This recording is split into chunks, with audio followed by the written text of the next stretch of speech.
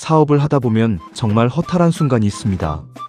거래처에 물건도 납품했고 세금 계산서도 발행했고 계약대로 일도 다 끝냈는데 정작 돈은 받지 못하는 경우입니다. 처음에는 조금 늦겠지 하고 기다립니다.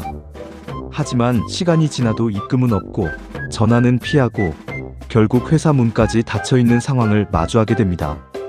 사업하는 분들이 가장 힘들어하는 문제 중 하나가 바로 이런 미수금 문제입니다. 더 억울한 건 따로 있습니다. 돈은 못 받았는데 세금은 이미 냈다는 사실입니다. 매출이 발생하면 부가가치세 신고를 해야 하고 세금도 납부해야 합니다.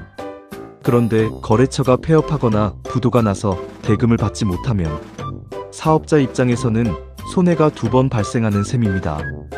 그래서 세법에서는 이런 상황을 대비해 대손처리와 대손세액 공제라는 제도를 두고 있습니다. 쉽게 말해 회수가 불가능한 채권에 대해서는 비용 처리를 하고 이미 납부한 부가세 일부를 돌려받을 수 있도록 한 제도입니다. 많은 사업자들이 이 제도를 몰라서 수천만 원의 미수금을 그대로 손실 처리하고 끝내는 경우가 많습니다. 하지만 요건만 제대로 갖추면 세금이라도 절감할 수 있습니다. 예를 들어 거래처에 1,000만 원짜리 물건을 납품했다고 가정해 보겠습니다. 부가세까지 포함하면 1,100만 원입니다. 사업자는 이미 100만 원의 부가세를 신고하고 납부했습니다. 그런데 거래처가 갑자기 폐업해버렸습니다. 대표는 연락이 안 되고 회사는 사라졌습니다. 결국 돈은 한 푼도 못 받게 된 것입니다. 이럴 때 그냥 포기하는 것이 아니라 대손 처리를 통해 이미 납부한 부가세를 환급받는 절차를 진행할 수 있는 것입니다. 그렇다면 어떤 경우에 대손 처리가 가능할까요? 가장 대표적인 사례는 거래처 폐업입니다. 사업자 등록이 폐업 상태로 확인되고 실제 영업도 중단된 경우에는 회수불능 채권으로 인정될 가능성이 높습니다. 또한 부도어음이나 부도수표처럼 부도가 발생한 경우도 가능합니다. 특히 부도 이후 장기간 회수가 되지 않는 상황이라면 대손 처리를 검토할 수 있습니다. 강제 집행을 했지만 압류할 재산이 없는 경우도 있습니다.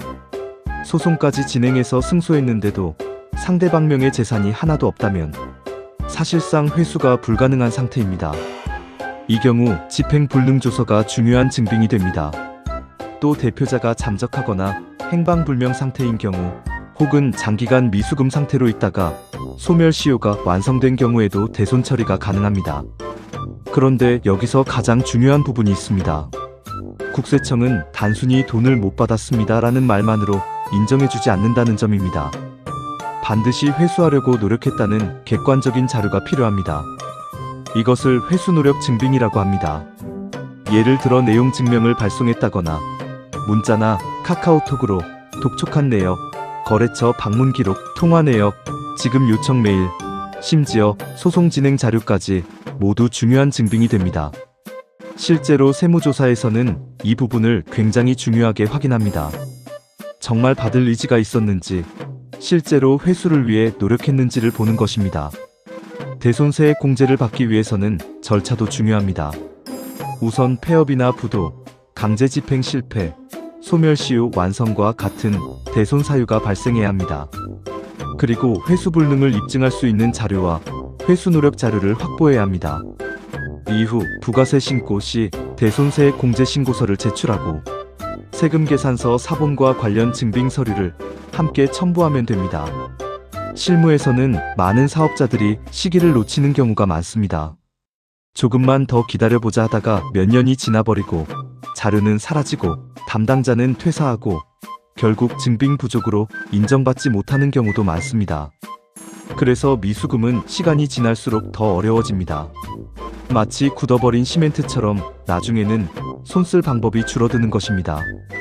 특히 고액 미수금이나 법인 간거래, 연대 보증이 있는 경우라면 반드시 세무와 법률 검토를 함께 진행하는 것이 좋습니다. 단순히 회계 처리만의 문제가 아니라 채권 추심과 법적 절차까지 연결되는 경우가 많기 때문입니다. 사업을 하다 보면 미수금 문제는 누구에게나 발생할 수 있습니다. 중요한 것은 포기하지 않고 대응하는 것입니다. 못 받은 돈을 모두 회수하지 못하더라도 적법한 절차를 통해 세금만큼은 줄일 수 있습니다. 많은 사업자들이 이 제도를 몰라 손해를 보고 있습니다. 지금 장기 미수금 때문에 고민하고 있다면 늦기 전에 자료부터 정리해 보시기 바랍니다. 세금은 가만히 있어도 빠져나가지만 환급은 준비한 사람만 받을 수 있습니다.